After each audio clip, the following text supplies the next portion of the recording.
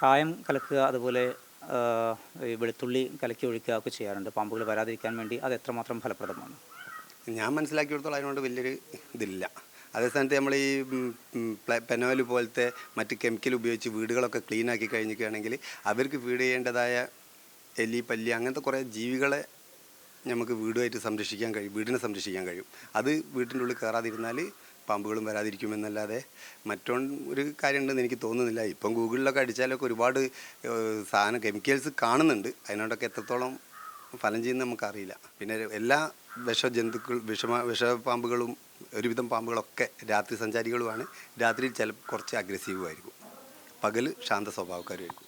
ഈ വേനൽക്കാലത്ത് ഏറ്റവും കൂടുതൽ പിടിക്കുന്നത് എന്തിനാണ്? മൂർഖനാണോ, അണലിയാണോ, എങ്ങനെയാണ് അത്തരം പാമ്പുകളുടെ വിവരങ്ങൾ കൂടി? അല്ല, അങ്ങനെ പൊതുവേ കൂടുതലായിട്ടൊന്നുമില്ല, എല്ലാം കാണുന്നുണ്ട്. പക്ഷെ പൊതുവേ ഈ ഒരു സമയത്ത് മൂർഖനും ഇപ്പം ഈ പൊതുവേ ശംഖുവരേനൊക്കെ കാര്യമായിട്ട് എന്തോ ഒരു കൂടുതലായിട്ട് ഇപ്പോഴാണ് വീട്ടിലും അവിടെയൊക്കെ കാണാൻ തുടങ്ങിയിട്ടുള്ളത്. നേരത്തെ അങ്ങനെ അത്ര കാണാറില്ലായിരുന്നു. കൂടുതലും മൂർഖനാണ്. നമ്മൾ ഈ ഏരിയയിലൊക്കെ കൂടുതലുള്ളതും വിഷപ്പാമ്പുകളെ കൂട്ടത്തിൽ മൂർഖനാണ്. പിന്നെ എന്തായാലും നമ്മൾ 100ഓളം പാമ്പുകൾ കേരളത്തിലുണ്ടെങ്കിലും മനുഷ്യന് ആക്രമണത്തിൽ മരിക്കാൻ കാരണക്കാരായ പാമ്പുകൾ കുറഞ്ഞതേ ഉള്ളൂ. എല്ലാ പാമ്പുകളും വിഷമുള്ളതും മനുഷ്യനെ കൊല്ലാൻ കപ്പാസിറ്റി ഉള്ളതൊന്നും അല്ല. പിന്നെ വെറുതെ വന്ന് ആക്രമിക്കുന്ന സ്വഭാവവും പാമ്പിനില്ല. പിന്നെ കൂടുതലും നമ്മൾ അങ്ങോട്ട് അറ്റാക്ക് ചെയ്യാനോ അല്ലെങ്കിൽ നമ്മൾ യാദൃശ്ചികമായി അറിയാതെ ചവിട്ടിപ്പോവുകയോ അങ്ങനെ എന്തെങ്കിലുമൊക്കെ ചെയ്യുമ്പോഴാണ് കൂടുതലും അപകടം ഉണ്ടാകുന്നത്. എന്ന് വിചാരിച്ച് ചവിട്ടിയാലേ കടിക്കുള്ളൂ എന്ന് പറഞ്ഞിട്ട് ഒരു പാമ്പിൻ്റെ അടുത്ത് പോയി കണ്ട് ഡാൻസ് കളിക്കാനോ അല്ലെങ്കിൽ ചിരിക്കാനോ കളിക്കാൻ നിൽക്കാനൊന്നും പറ്റില്ല. കാരണം അങ്ങനെ ലോകം കൂടാൻ പറ്റിയൊരു ജീവിയല്ല പാമ്പ്.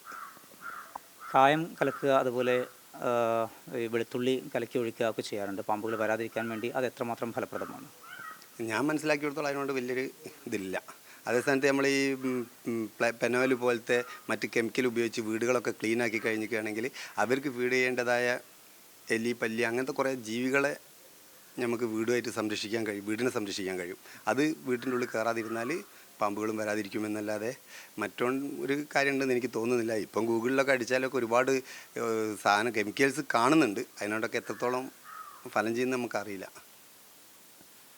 ശക്തമായിട്ടുള്ള ചൂടാണ്, അതുകൊണ്ട് തന്നെ വലിയ രീതിയിൽ പാമ്പ് ശല്യം ഉണ്ടാകുന്നുണ്ട്. എല്ലാവരും ജാഗ്രത പുലർത്തണം എന്നുള്ള നിർദ്ദേശം തന്നെയാണ് പ്രധാനമായും മുന്നോട്ട് വയ്ക്കുന്നത്.